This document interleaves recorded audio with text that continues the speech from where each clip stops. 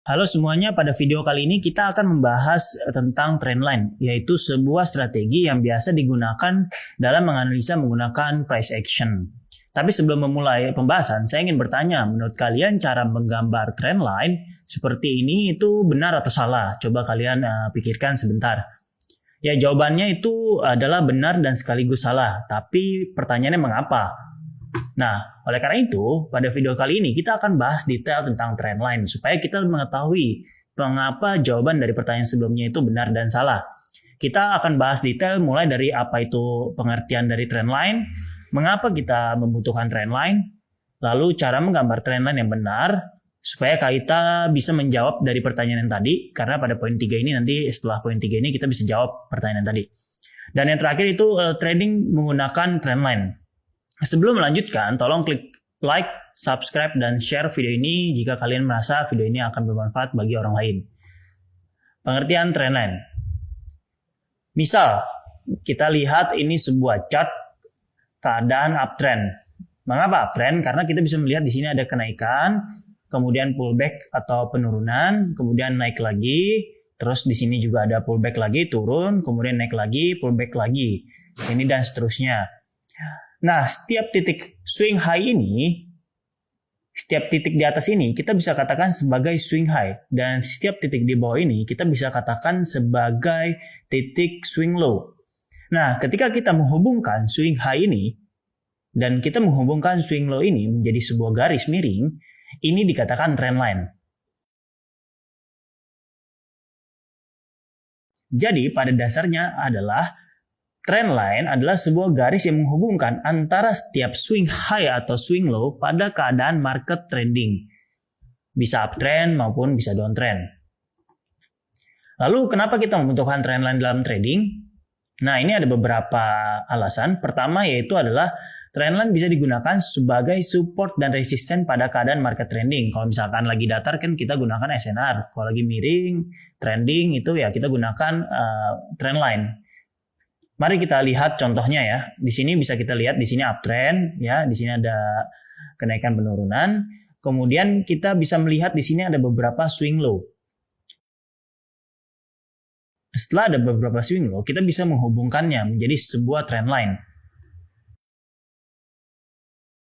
Nah, jadi ketika harga menuju ke sini setelahnya, kita bisa memprediksi bahwa si trendline ini bisa bertindak sebagai support.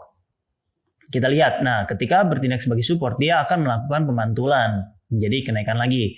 Tapi perlu diingat, di sini kita tidak bisa langsung buka posisi buy. Karena ketika harga menyentuh trendline, ada cara yang harus kita penuhi untuk membuka setup trading atau open posisi. Nanti kita akan bahas di poin terakhir yaitu tentang setup trading.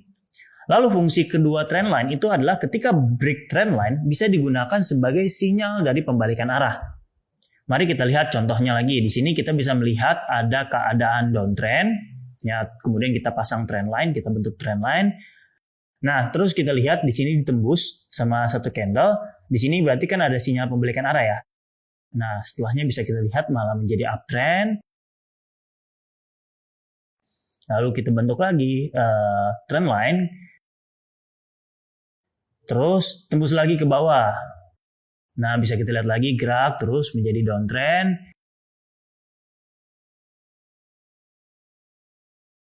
Terus tembus lagi ke atas, jadi uptrend lagi. Dan begitu pun seterusnya. Tapi perlu diingat lagi, ini hanya konsep dan alasan kenapa kita butuh trendline, tidak bisa dijadikan untuk buka posisi langsung. Jadi ketika break bukan berarti kita bisa langsung buka posisi. Ada konfirmasi dan validasi yang dibutuhkan untuk membuka posisi dalam trading. Kemudian bagaimana cara menggambar trendline yang benar supaya kita tidak salah ketika dalam trading? Nah, sebelumnya saya ingin bertanya, di sini kalian bisa melihat ada sebuah chart, ada dua swing high. Di manakah trendline? Pasti kita bentuk trendline di sini, benar kan? Kemudian lihat lagi contoh lainnya. Di sini ada lagi swing high 2, ada keadaan uptrend swing high. Berarti trendline-nya di sini.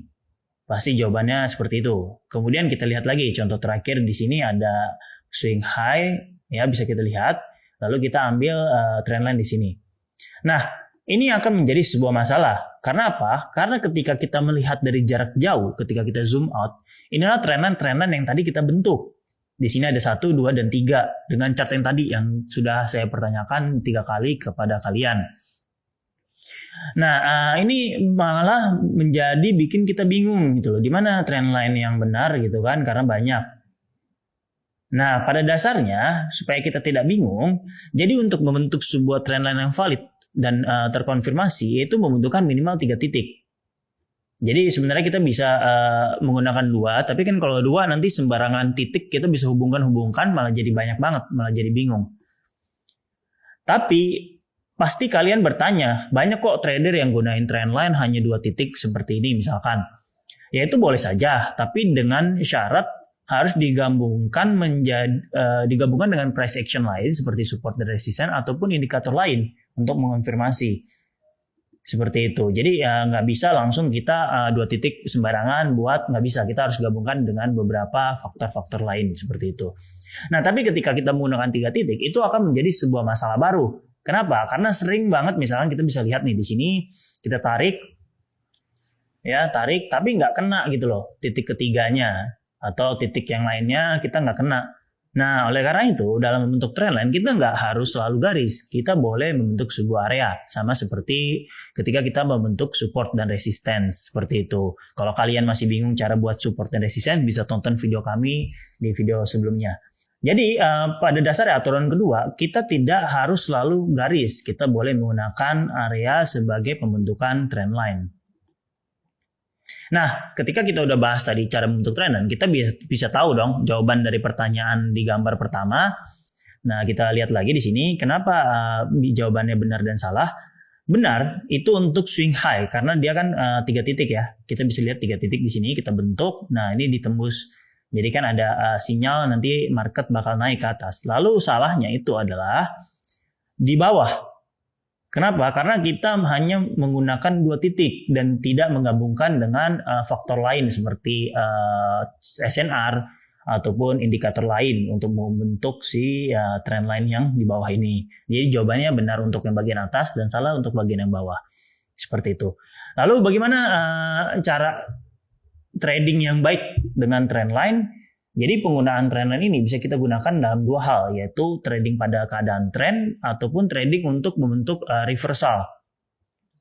Kita akan bahas satu persatu. Pertama kita bahas trading searah dengan trend ya. Jadi dalam case kali ini kita membutuhkan gabungan trendline dengan support dan resistance.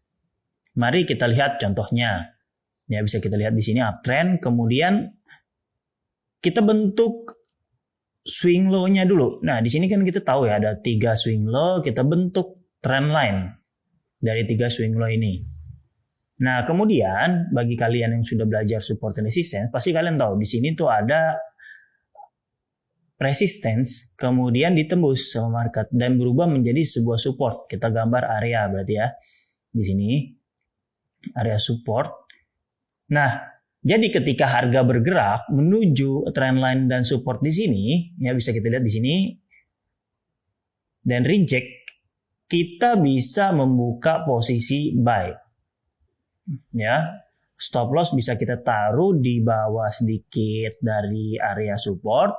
Kemudian untuk take profit, kita bisa gunakan risk reward ratio 1:2 dari stop loss yang sudah kita bentuk. Nah, kita lihat hasilnya ya. Sekarang kita lihat. Nah, inilah hasil dari analisa kita yang tadi.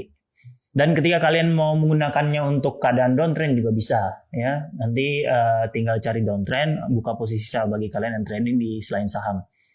Kemudian trading reversal. Yaitu keadaan di mana trendline ini di break, ditembus. Tadi kan mantul ya. Kalau ini contoh lainnya setup kedua yaitu trading reversal. Kita lihat contohnya lagi di sini ada keadaan downtrend. Ya, kita bisa lihat di sini downtrend. Nah, dari 3 swing high ini kita di sini ada 3 swing high ya. Kita bentuk sebuah garis trendline. Nah, jadi ketika si trendline ini ditembus, kita bisa lihat di sini ya. Trendline ditembus. Kita tidak boleh langsung buka posisi. Kenapa? Pasti kalian bertanya-tanya, kenapa nggak boleh buka posisi? Harusnya kan break buka ya. kita harus perhatikan gitu loh di swing sebelumnya. Jadi kalau kita tahu syarat pembalikan arah adalah swing low dari sebelumnya itu tidak boleh lebih rendah daripada swing low sebelumnya. Kita lihat fokus ke swing kedua dan ketiga di sini ya. Tuh kita lihat di sini swing 3 itu lebih rendah. Ini menandakan keadaan downtrend itu masih dominan. Seperti itu. Nah, jadi karena di sini kita belum boleh buka posisi, kita sesuaikan lagi trendline-nya. Nah, kita lihat di sini harga gerak turun lagi ke bawah, kan trendline berubah dong, ya. Jadi kita boleh geser sedikit. Nah, jadi trendline yang kita pakai sekarang yang baru ini, agak sedikit lebar disesuaikan. Lalu kita lihat lagi harga bergerak di sini. Nah, kita lihat di sini ada harga tembus lagi. Lagi-lagi kita tidak boleh buka posisi. Kalian pasti tahu jawabannya ya. Karena di sini swing low-nya lebih rendah lagi daripada swing low sebelumnya. Berarti kan tandanya downtrend masih kuat. Kita adjust lagi. Kemudian kita adjust lagi trendline, kita geser lagi sedikit sesuaikan dengan trendline yang sebelumnya. Jadi di sini, nah ini kan jadi masalah baru ya. Nggak kena trendline-nya, kita boleh buat area. Di sini kita buat area. Nah, setelah itu kita melihat harga bergerak lagi. Nah, di sini ada tanda-tanda ya, karena tidak terbentuk swing low terbaru lagi. Kita bisa lihat di sini kan harusnya turun ya kalau downtrend, tapi dia malah sejajar.